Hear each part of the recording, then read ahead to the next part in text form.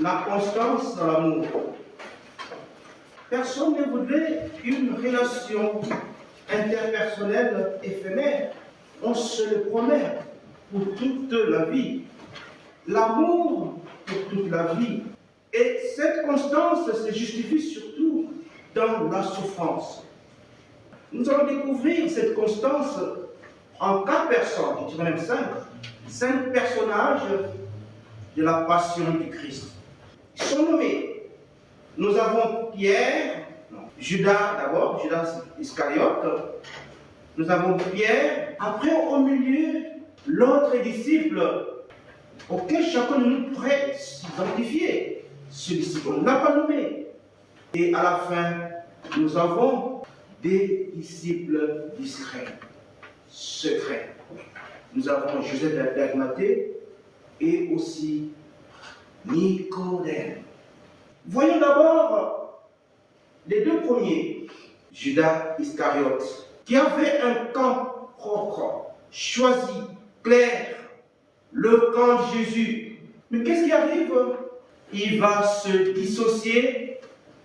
Il va dans le camp, dans le groupe, dans la troupe des juifs et romains se mettent ensemble pour une même cause, pour arrêter Jésus. Et c'est là se met Judas Iscariote. Il a changé de camp. Disciple de Jésus, il devient traître. La trahison, il se disait hier, avant de parler de la traîtrise. La traîtrise, ma soeur, aussi existe. C'est un synonyme. La trahison et la traîtrise. Il a choisi le camp de la traîtrise, de la trahison.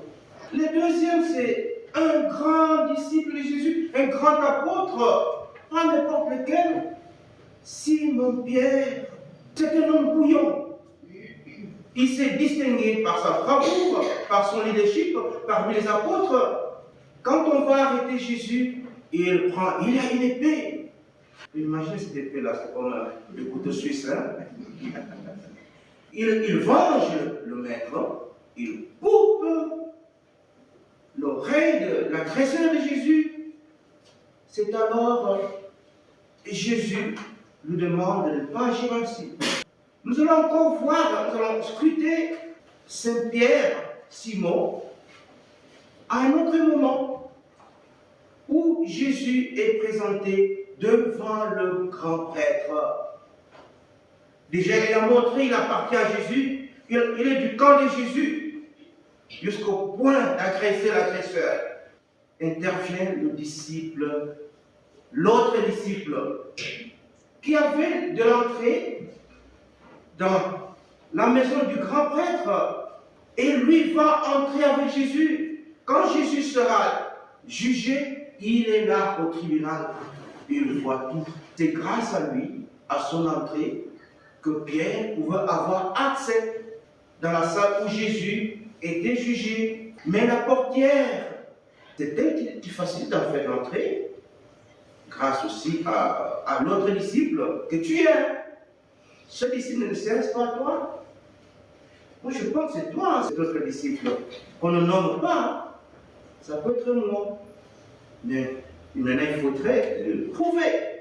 Et quand cette petite, elle n'était pas grande, va identifier Simon aux membres du groupe de Jésus, du camp de Jésus, il va nier qu'il n'appartient pas. Il ne dit pas qu'il ne croit pas en Jésus, mais il dit qu'il n'appartient pas à ce camp-là.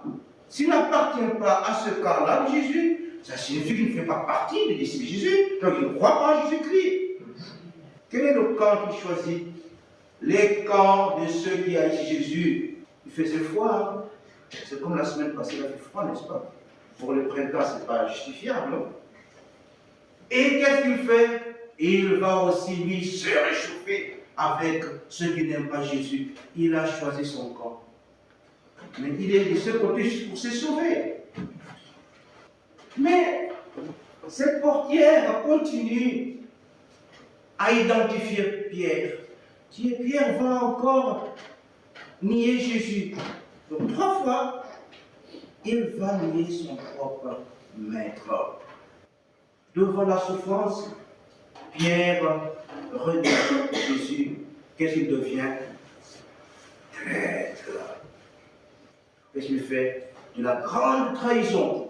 Renier son propre maître, renier celui qu'on aime, un membre de famille, un ami, un être cher, à cause de la souffrance qui devant soi, on sauve sa peau. N'est-ce pas ça une grande trahison? La trahison est plus grande quand elle vient d'un être cher. Et là, elle vient de celui en qui Jésus a reposé toute sa confiance comme il était leader du collège des apôtres. Ils sont de l'autre côté d'eux. Les deux sont fichés. Toi, c'est l'autre disciple. Hein? Toi, tu n'es pas fiché. Puisque toi, tu crois en Jésus. Puisque toi, tu es été avec Jésus. Pendant qu'on les jugeait, mais maintenant il faut encore le prouver. Nous parlons maintenant des derniers. D'abord, nous avons le premier.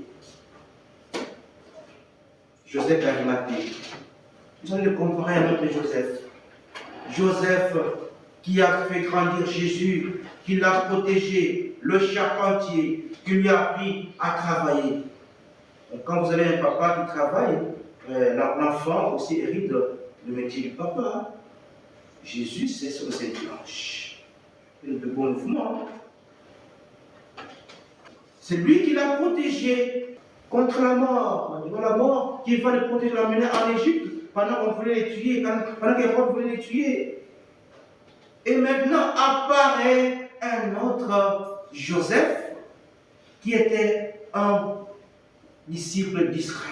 Celui-là veut donner une sépulture digne. Il s'affiche, lui. Il n'a plus peur. Son maître est mort. Il veut que ce maître ait une sépulture digne. Il s'affiche, il est du camp de Jésus, il croit en Jésus, il l'honore. Et le tout dernier, c'est Nicodème. Lui aussi, dans la nuit, il allait trouver Jésus. Il ne s'affichait pas. Mais devant la mort de son maître, lui s'affiche avec du parfum pour donner une sépulture digne à son Seigneur. Eux ne sont pas traîtres. Ils se cachaient seulement, ils avaient peur.